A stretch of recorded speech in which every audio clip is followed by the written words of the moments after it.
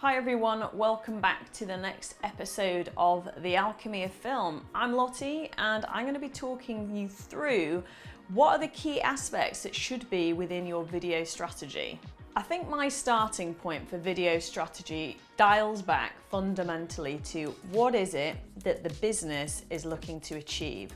So strategy really should be for the next 6 months or the next year because everything changes so quickly. And in some ways, there's no point strategizing for now for 5 years' time because it's going to be a completely different landscape with the way in which content and technology is changing all the time. So, what's the key aspect within the business? Is it about growth? Is it about increasing sales, turnover, increasing profit margin? Is it about recruitment? Is it about staff retention? Is it about improving operations? Is it about building more efficiency into the business? These are the kind of fundamental things that ultimately we need to know as the absolute base and core to design the strategy around. Then of course, all your marketing strategy needs to feed into where the business is headed over the next 6 months, 12 months time. So if it is about growth, then you've got to be looking at getting content, getting digital content out there consistently, putting it online, putting it on the social channels, putting it within the sales team. It kind of needs to be embedded absolutely everywhere because if you're not visible, then you are totally invisible. So you've got your marketing strategy nailed down. You know you're gonna run some ads, you know you're gonna do some thought leadership stuff, you know you're gonna do an improvement on the website, you know there's gonna be some collateral for your sales team. So where does video fit? There's lots of ways in which video can be integrated within your strategy. It's just about looking at your priorities.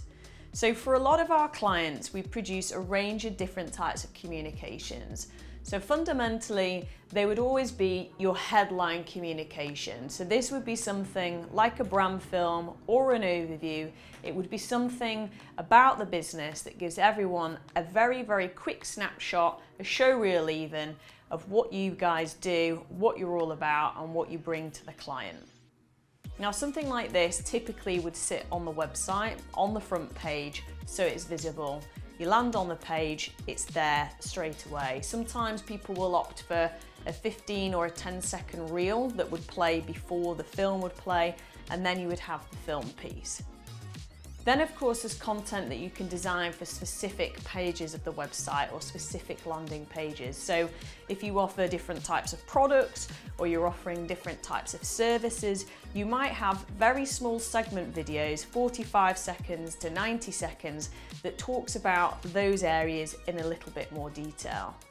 Now the idea here is that of course we've all been online, we've all gone on Amazon, we've all looked for a product and you scroll along. And when you find something that you're looking for, a lot of the time now there is a video there.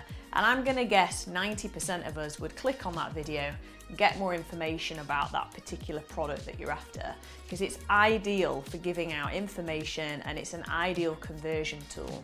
So these little videos that can sit on the website are brilliant because they educate customers, they give them more information, but they also act as great conversion tools. And of course, if they're on YouTube or they're on Vimeo, you can create backlinks back to those landing pages on the website, and that creates that kind of full circle SEO that you're looking for. The other type of content, of course, that needs to be absolutely built within your strategy is content for socials. So this is quick snippet bits of information. Now this type of content doesn't necessarily need to be high-end, super duper professional. This could be stuff that you do yourself. And a lot of the time we talk to clients about building in a DIY segment of their video strategy. So what is the kind of content that they can do quickly and easily themselves, do it on a tablet or do it on a phone. And this is the kind of content that's here 1 minute and it's gone the next. It's almost throwaway type content, but it's very, very well suited to video because a quick clip here and there can really bring a lot of insights. And of course, there's much more clickability if it's an image or a video as opposed to a post that's just text. Now, of course, when you're creating content for these platforms, you really need to think about how you vary your video content for each platform. What you would put on TikTok is quite different from what would go on LinkedIn. So that's something that you need to consider and think about. You know, your professional video productions that you might engage with a company or something that we could do, for example, are more likely to go on LinkedIn, or some segments broken down for LinkedIn, potentially within a vertical portrait format. And then of course your DIY type content could go on LinkedIn, but you'd be talking probably around different things that would go on LinkedIn that would go on the likes of TikTok. TikTok's very, you know, fun, comedy type videos, quick snippets of things. You can use lots of the effects, you can use the music, you can build in a lot of extra layers of content on top of that content in TikTok. Now, a lot of businesses I know probably won't have TikTok accounts depending on the types of customers that they're selling to, but as a platform, it's growing and growing and growing. So like I said before, if you're not visible, you're invisible. So you do need to really think about having the range of platforms and then the range of content that's going to work on these platforms. Going back to the DIY content, it's really, really a good idea if there could be a team or a group of ambassadors that create some DIY content. So go into the business, have a think about who are the key influencers within the business. Maybe an operations person, maybe a sales person, maybe a customer relationship management person, someone in marketing. This collective group of people are great ambassadors for the business and are great to go out there and capture little bits of content on your phone, on your tablet, that you can quickly edit on your phone or your tablet and then post it online.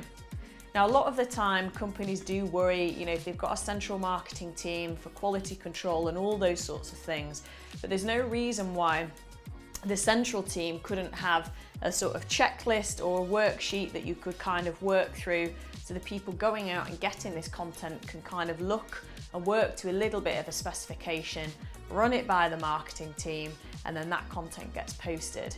The key thing is you don't want blockers in there. So, you know, it's here 1 minute and gone the next. So really, yes, quality control, consistency, all of those things are key and they are important.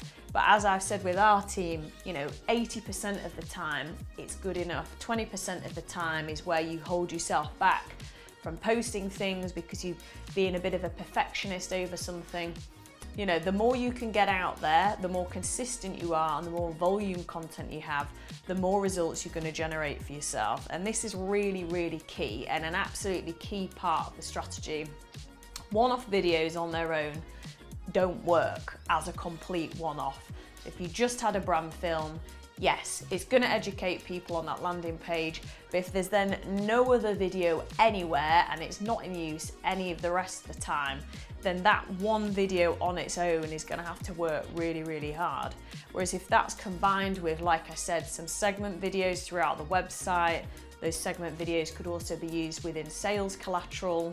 The segments could also be used on socials. You could do some DIY social. You start to build a much, much bigger picture of assets really that you can use.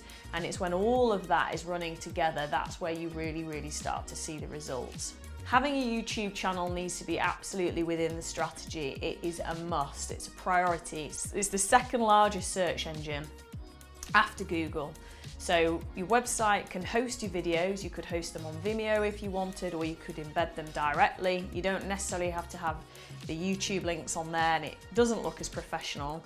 But either way, you have to have a YouTube channel as part of your strategy, because everything that goes on there, you can tag, you can put in keywords, and you can super duper optimize it. And like I said, link back to your website. And videos out there that will get found will drive traffic back to the website. So that is an absolute essential. Another area you shouldn't forget to neglect is Google My Business. Google My Business is a goldmine for content. There's lots and lots of things you can put on there. There's reviews that you can get from your customers. There's images that you can put on there. There's little video clips that you can upload on there. You can upload lots of different types of information as well. And of course, Google loves it. So the more you put in there, the more it's going to help optimize your site and again, create that link back to the main website.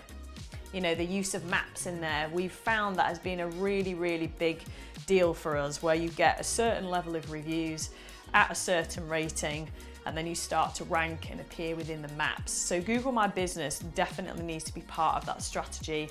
And of course, video plugs into that really nicely.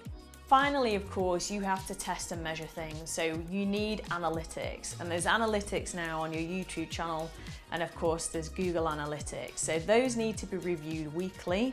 Ideally, I'd suggest keeping a spreadsheet, so every single week you can log it, and you can log all the fluctuations of traffic to your website. You can look at all the videos, what's being viewed, how many views you've got, how many comments you've got, how many likes you've got or shares. And ultimately, this is the tool that should then inform you for what comes next. It's ludicrous, isn't it? If you're putting out the same thing and getting no results from that particular type of content, then you need to stop that straight away, reformat, re-strategize, and put something else out. You know, we always find with our own content, you know, sometimes we'll create something, we'll think, oh, this is brilliant, it's a masterpiece, and of course it goes online and it gets a mediocre response. And then other times we produce something, we think, yeah, it's okay, it's not amazing, and it gets loads of, you know, rankings and views for some reason. So we don't always know with content how something is going to appear in the market, whether something has viral capability or not. No one really ultimately knows and has a crystal ball, but of course if you're measuring your content and you can get a feel for the types of videos or the times of when you post, all that information is going to feed back to you and give you a lot more traction going forward. So find stuff that works, keep doing that, and then keep building on it. So hopefully those pointers have been useful, and those are the key aspects that I think should be built within your video strategy.